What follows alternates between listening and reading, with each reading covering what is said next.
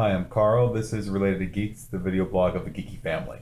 I have 2 kids and a full-time job, and one way I've discovered to help manage my time is by starting a massive video project. I'm a little late with my video this week due to something in the industry is called technical difficulties. I'm just setting up a terrible joke. I don't know why I'm doing this. I'm gonna do it anyway. I'm a little late with my video this week due to something called technical difficulties.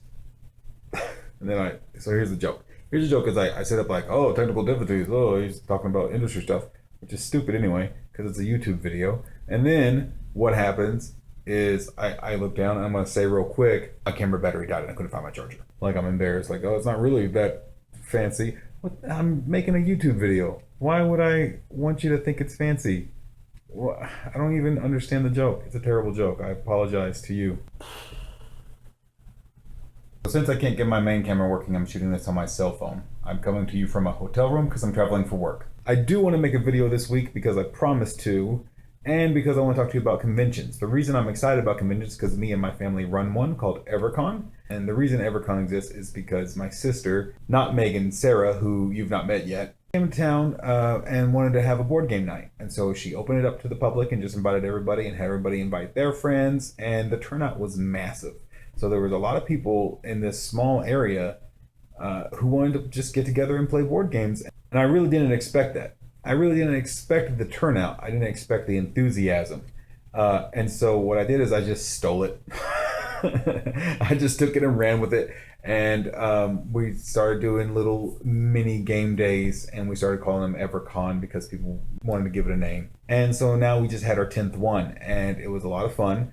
And it's a really good way to find gamers in your area. And that's the reason I also want to talk about it, because a question I get asked a lot, either from online friends or friends who've moved away, is how do you find gamers in your area? And what I would suggest is maybe start a game day like that and invite people out. Find your local game store and see if they'd be willing to help you out. And most likely they would. If you don't have a local game store, you could try a library. They might have meeting rooms. Hotels often have meeting rooms. Okay, that doesn't matter. You can figure that out.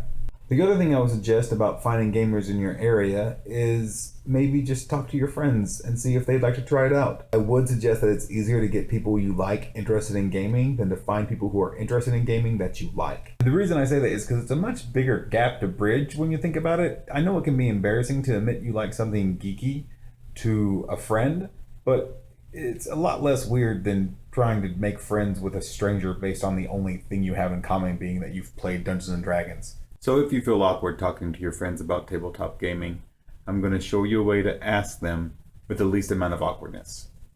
So here's what you say. Hey, would you like to try a tabletop game? And that's it. That's all you have to say. And they'll either go, nope, sounds awful, doesn't sound entertaining, don't want to do it. Or they'll say, yeah, sounds interesting, let's give it a try. Or they'll say, you're a huge geek, and they'll call you a geek, and you'll say, yep, sure am. Because of all the things you can be in this world, a good-natured geek is a pretty nice option. So that's it, that's my video. Bye. Have a good night. It's weird. It's weird vlogging because you're kind of talking to everybody and nobody at the same time.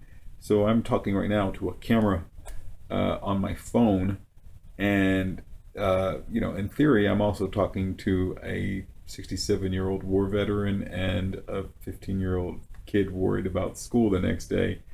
So whoever you are, I hope you have a good night.